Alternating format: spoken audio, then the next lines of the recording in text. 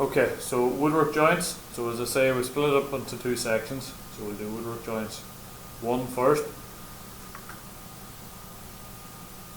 So starting off, what is a woodwork joint? The definition or the meaning is basically a woodwork joint is a joint that is used to connect pieces of timber securely.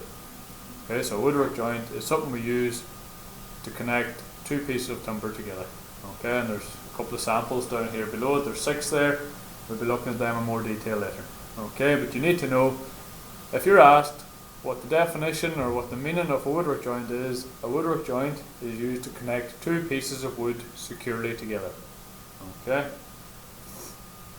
The advantages, they're attractive, they can be decorative. Okay, so joints can look nice, they're strong and they last a long time. They resist forces, so the forces would include tension, compression, torsion, etc. Disadvantages, again you need to know 3. Skip down past them. Okay, so we need to know 3 of each. So the disadvantages, they can be time consuming to make. Sometimes you might need specialist equipment or tools. And good level of craftsmanship is required. So when we talk about craftsmanship, we're basically talking about your ability to make kind of neat woodworking joints. Okay. So we know what a woodwork joint is, and we need to know 3 advantages and 3 disadvantages. So to make it easy for you, we have 3 of each there. Okay, that's the 3 easiest ones you need to know. Okay, so there's different categories or families of woodwork joints. In other words, there's different types of woodwork joints. Okay. First family or the first category is the halving joint. Okay, and there's 5 different examples of halving joints there. We'll look at them in more detail soon. The housing joint. Okay, with 3 samples of a housing joint here. A mortise and tenon joint. 3 samples of mortise and tenon joints here. And the final one we're going to look at in this chapter is lap joints. Okay. I'll put in finger joints there as well actually. Okay. So we're going to start off now with the halving joint. So as we say, the name is halving joint. So half the thickness is removed from both pieces. Okay, so to make a joint you need 2 pieces of wood obviously. We take half the thickness from both pieces. Okay. So for example here we have a cross halving joint. So obviously it's like a cross. You can see half the thickness has been taken out of this piece and half the thickness taken out of this piece. So when they go together they fit together like that. Okay. So our first category is halving joints. Here we have a cross halving joint.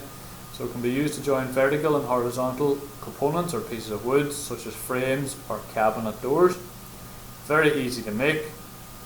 Good in compression. So everyone should know what compression is. Whenever you're pushing something, it's compression. So if you're pressing something, it's compression. It's poor in tension. So tension is when you're pulling them apart. So obviously you can imagine they're very easy to pull apart because they would naturally come apart very easily. Okay. The next type of halving joint is the T halving joint. So again, very simple. It's the exact same thing, only it looks like a T.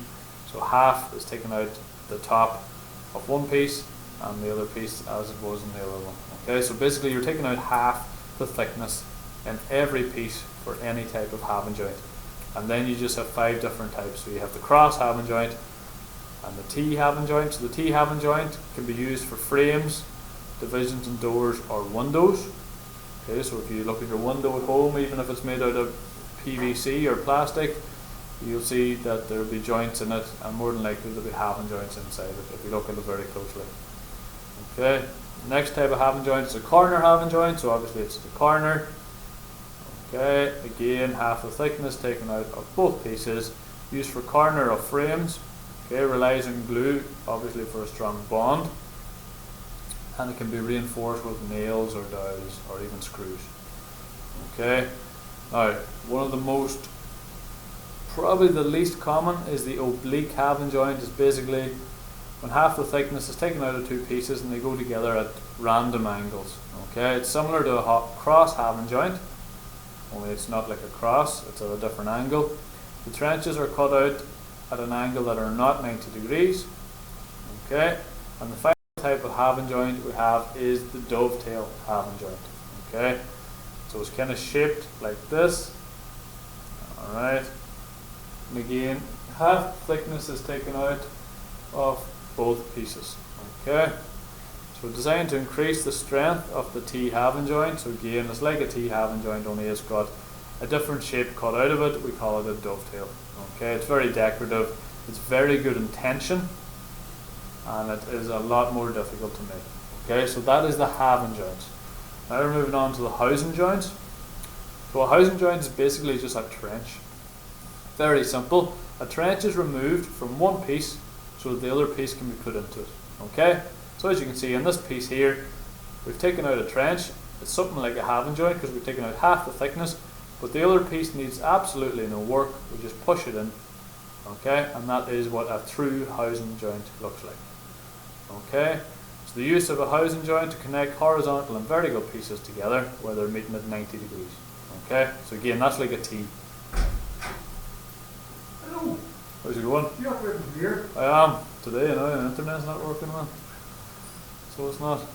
What's the crack? You're not chatting now.